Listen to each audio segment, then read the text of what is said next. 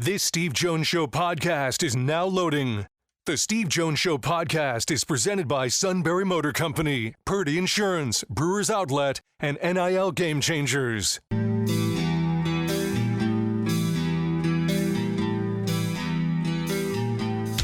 Bringing you an in-depth look at Penn State sports and more. This is the Steve Jones Show on News Radio 1070 WKOK.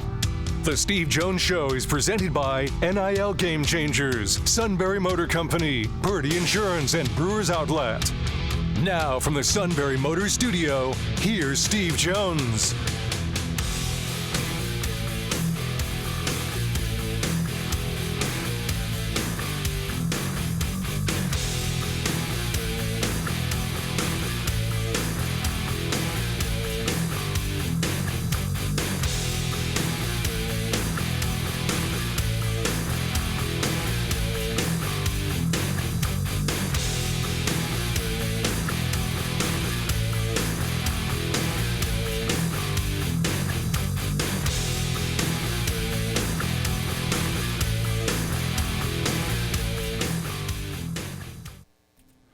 Hello, everybody. Welcome back to the Steve Jones Show here on News Radio 1070 WKOK.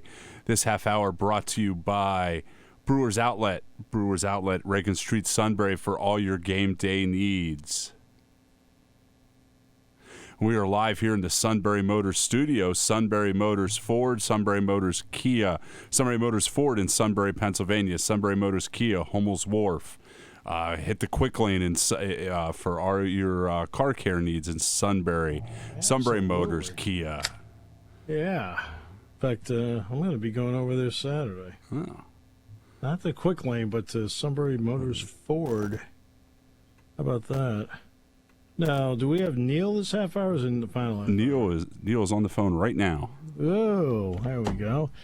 Well, my day becomes exponentially more complete when I get a chance to at least spend a few extra minutes with my good friend Neal Coolong, sir. Thanks so much for your time, as always. We really appreciate you. Well, as always, it's great to be here, and this is the best. We love this show, right? The post-draft wrap-up, everything that happened. It's a kind of a new day in the NFL. You got to love that feeling. Yeah, and it's a new day for the Steelers. They went offensive line right out of the gate, going to Washington, Patano, and to get Frazier out of West Virginia. Your thoughts on what they did in rounds 1 and 2 up front?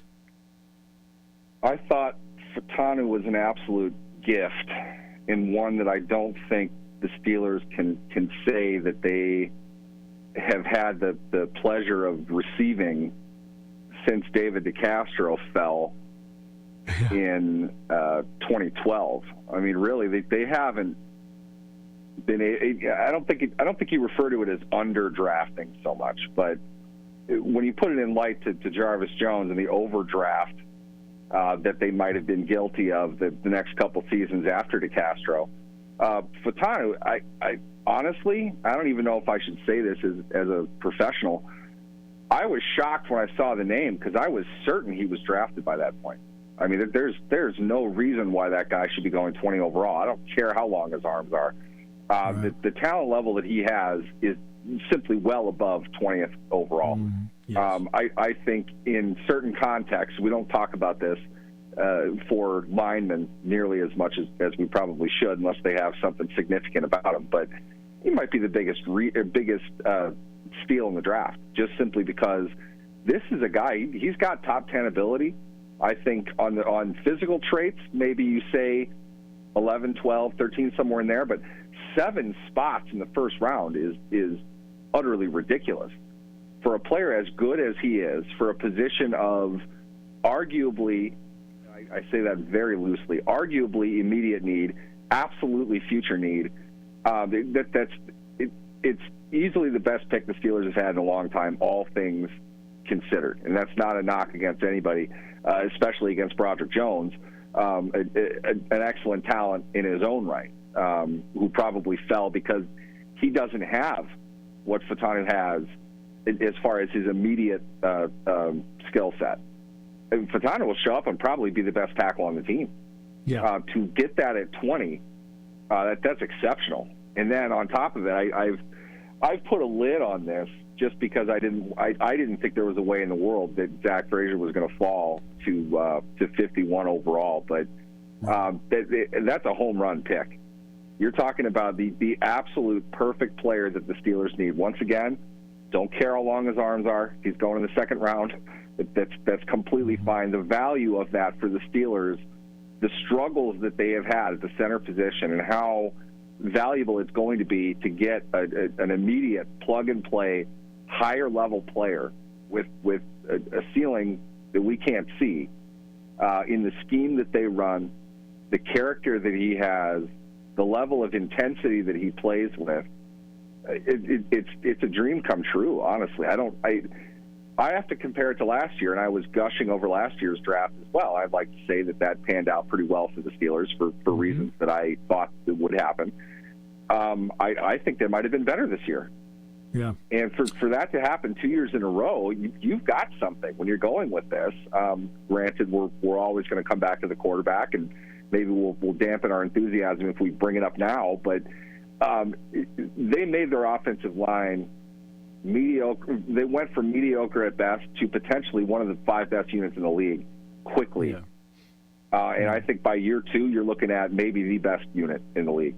For all that they have that's there, I mean, health is a concern, of course, but Frazier and Fatano are both phenomenal football players. Maybe they're not prototypically sized, but these are really good football players, and they perfectly fit what the Steelers have been begging their team to do through multiple offensive linemen, multiple offensive line coaches, 3 coordinators now. They're going to be able to put all of that together this year, and that's going to greatly improve the overall efficacy of their offensive their offense in general. Fatano, all I know is what I saw of him, like in the Pac-12 championship game and the 2 playoff games. Frazier, obviously, I took a long look at because Penn State opened with West Virginia last year, and Jack Ham and I could not rave enough about what we saw from him. So I thought he was a home run pick. And I always love that, well, he's a mauler and he's this, he's that. You know what? You know what he does basically well, too? He gets the ball back on time to the quarterback in the shotgun snap. Nobody ever talks about that. The fact that he can do that and he's up ready to block, because the last time the Steelers invested a top 100 pick in a center, they drafted a guard who couldn't do it. That's right. Used for 2 seasons. Frazier is the best center the Steelers have had easily since Pouncey, and he hasn't even stepped foot in the field yet. Right. But I agree with you. He is born to play that position. He can get up, get his hands ready, and he seeks violence. I mean, he is a physical, mean player. He gets down the field. He's looking to punish somebody. That's the kind of guy you can spearhead a run game around. That's the type of guy that rallies his teammates. Everything about him is like I watched like 5 snaps and I was like, this guy's really good. I mean, he's exceptional for a college center. And the more you watched him, the more you thought Pittsburgh Steelers. This guy's perfect. Yeah. Again, they're to at least try to bracket the bottom side of this. Not an exceptional athlete, which is really what caused him not to go in the first round. And he doesn't have ideal length. There is something to be said about that in certain schemes. If he's able to get to a defensive tackle, especially coming off of the snap, quickly, that's great. If he has long arms, he has even more of an advantage to do that. He's not prototypical in that way, but he's not deficient either. So really a horizontal scheme, a zone scheme, which the Steelers have run, he's exceptional. He can get his face across the guy in front of him with a step. He has excellent technique. He uses his hands very well. He punches guys, and they move, and he's looking for that on every single play. He's just a phenomenally tough player. I couldn't be more excited. I didn't think there was a way in the world he was going to fall to 51. He's a much better player than that. But again, I get the measurables. That's largely what you're drafting. You teach them how to play football when they become a pro. But I don't think Zach Frazier needs a whole lot of education that he's not going to pick up being a day one starter and hopefully a starter for several years for this team. They go into round 3. And they take a guy I think can be a slot receiver for them for several years, a guy I would be really familiar with. That's Roman Wilson. What did you think about that pick based on already having Pickens and others? I felt it was kind of telegraphed. That was kind of the chatter. Everyone's thinking that. I think they really wanted to add a receiver, and I think Wilson's probably the right fit at that spot. But exactly what you said is what was really interesting to me. The Steelers don't even draft slot receivers.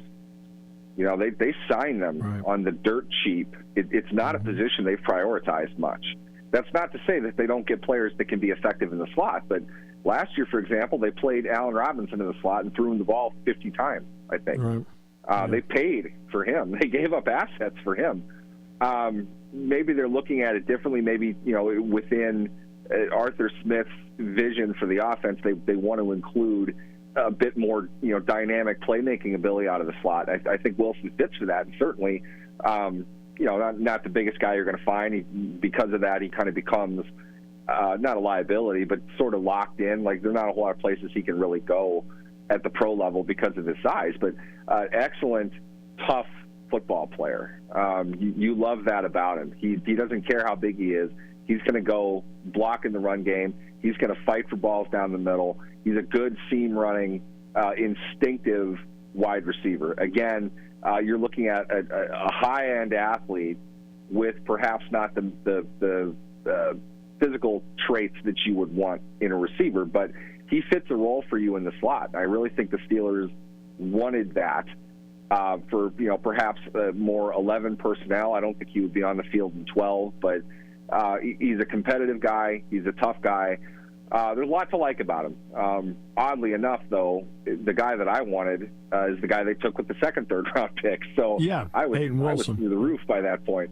And you look at Peyton Wilson. I don't want to say that he's Ryan Shazier, but at the same time, he's got the same type of build, kind of that mid-heavyweight wrestler sort of build. He's long. Highly athletic, a real long speed kind of guy, but he's got exceptional quickness from gap to gap. Probably his best strength, and this is why the Steelers drafted Ryan Shazier back in the day where they did, he has coverage ability. This is a guy that can handle tight ends coming across the middle and zone. He might even be able to line up in the slot a little bit against different packages. He's a great weapon within an offense or a defense that got a lot better by signing Patrick Queen. It might suggest maybe Cole Holcomb is not quite going to be long for this game. Obviously, he signed a 3-year contract last year. A terrible injury right when he was starting to hit his stride. It was a lot of fun watching him play before he got hurt. The defense struggled without him for sure. The value, though, of Wilson at that spot, either Wilson really, I think is pretty considerable, especially when you stack that on the value they got in rounds 1 and 2. This is very fanish of me to say, but I think we're going to be debating for a long time what was better, 23 or 24. I think they got two high-end classes back to back because these are really good football players and they're great athletes. So to me, the optimism in Pittsburgh is real. They might be a piece away. I'm not saying Super Bowl, but I think they're going to be a better team this year than they were last year. And I think the future over the next 2 years is pretty exceptional. I think they're on a great path now. And the top 4 picks over the last 2 seasons combined, putting them both on the cheap over the next 3 years is going to produce some pretty remarkable results, I think. So now let's merge everything together.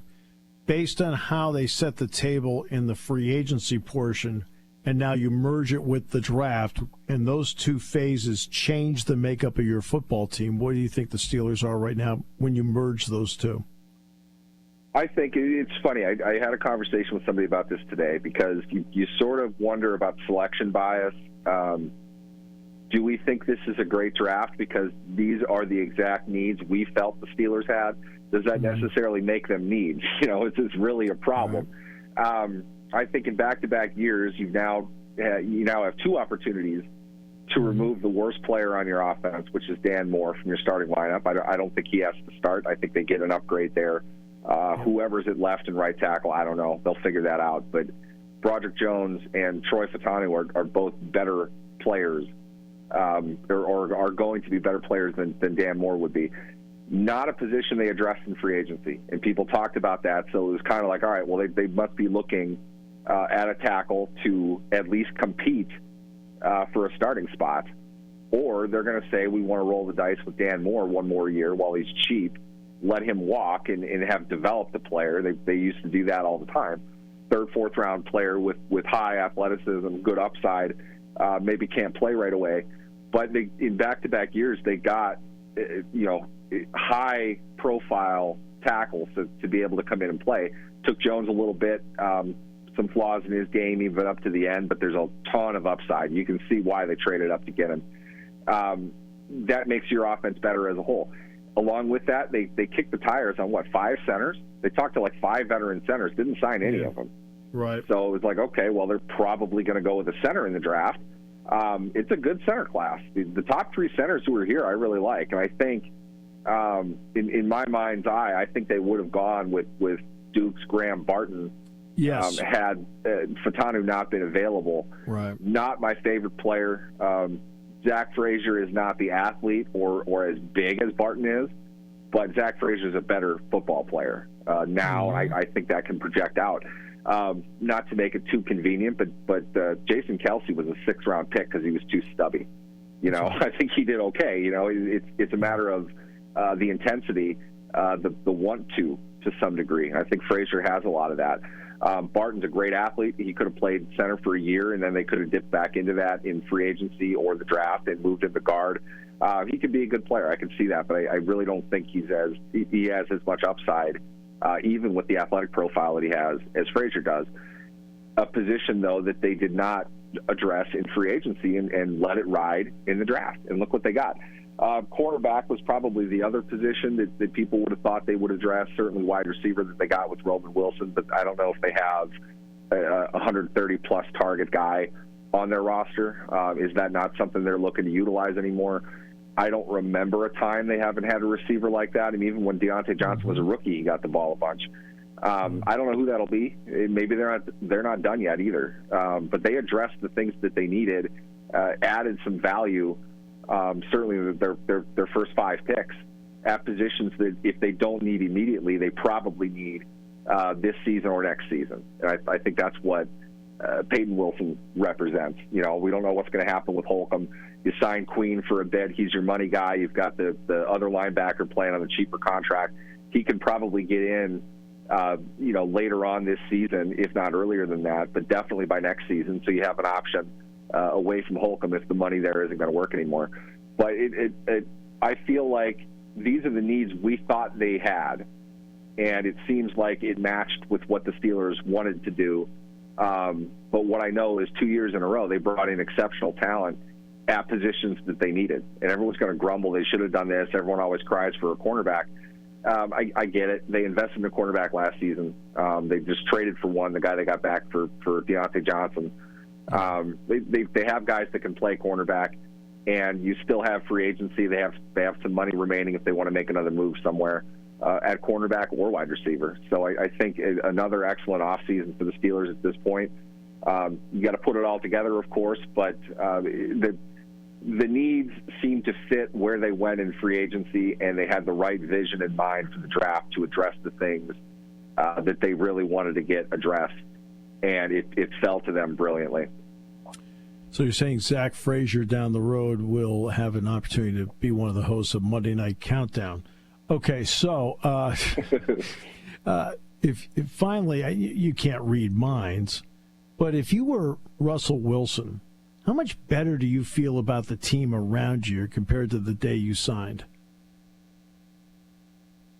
If I was Russell Wilson, I don't know I would ever have felt bad about anything, like the way that he kind of carries himself. I think in a critical evaluation of it, the fact that you literally didn't have a center probably would have concerned him at some point. Yeah. You took a pretty good one, a very, very smart one, one that can be the leader of your offensive line. A very getting much younger offensive line. He can be a standout player pretty quickly into his career. You have to like that. To make a cheap joke, Graham Barton's 6'5". I don't know if Russell Wilson wants to stand behind a 6'5" center when he can have a 6'2" one in front of him. Easy, wonk. I get it. Overall, I think the weapons that he has to be excited about. I think Russell Wilson's kind of a Lockett-like player, that seam attacker guy that can get down the field. He likes that seam throw. He throws the ball deep pretty well. George Pickens is one of the best, if not the best, deep receivers in the game. He's got that going for him. The tight ends, depending on how they want to utilize Freiermuth, a lot of 3 tight end sets, I would think. They're going to run that jumbo. But overall, I think Russell Wilson probably figures assume that he plays 17 games, he's going to throw less per game, I think, than he has since he was a rookie. Yeah. That's the style I think the Steelers want to play, and that has to make him feel pretty good because he's going to be throwing against loaded boxes pretty often, and he's got good weapons around him. So I think he's in a very good position to just kind of play the hits. He doesn't have to do much. He can do a lot to wreck the course of the game, but I think he's going to be put in a lot of very manageable situations, and they'll have a good idea of how to attack that with a very diverse set of weapons that they have. My friend, always a pleasure. Always look forward to every Tuesday. You make it special. Appreciate you. Absolutely. Thanks for having me, guys. Neal Coolong. Final half hour. This half hour brought to you by NIL Game Changers. Your home, whether it's an athlete or a business, name, image, and likeness. That's right. You can get your journey started by going to nilgamechangers.org. You're on News Radio 1070 WKOK. Party time, game time, or just fun time. Doesn't matter what time it is because it's Brewers Outlet time. The beverage supermarket has the area's largest beer selection. Imports, microbrews, ciders, and domestics. Pick from over 100 ice-cold 12-packs and dozens of 24-ounce singles. Soda, snacks, hot sauces, fresh roasted peanuts. Make it one-stop party shopping, and don't forget the pickle bar. So whatever you're celebrating or just doing it up, Brewers Outlet, Reagan Street, Sunbury wants to see you. And thank you for your years of patronage. You want your young athlete to get the most out of life and NIL. You need a roadmap, a strategic approach. NIL Game Changers help student athletes earn while they learn in their collegiate journey. Driven by former student athletes and coaches who work as NIL sports agents and content media designers, they'll guide both student and family, starting with high school students looking toward college and those already in college. Get a seasoned team of marketing experts with a background in athletics and coaching. Visit NILGameChangers.org, the ultimate destination for name, image, and likeness opportunities.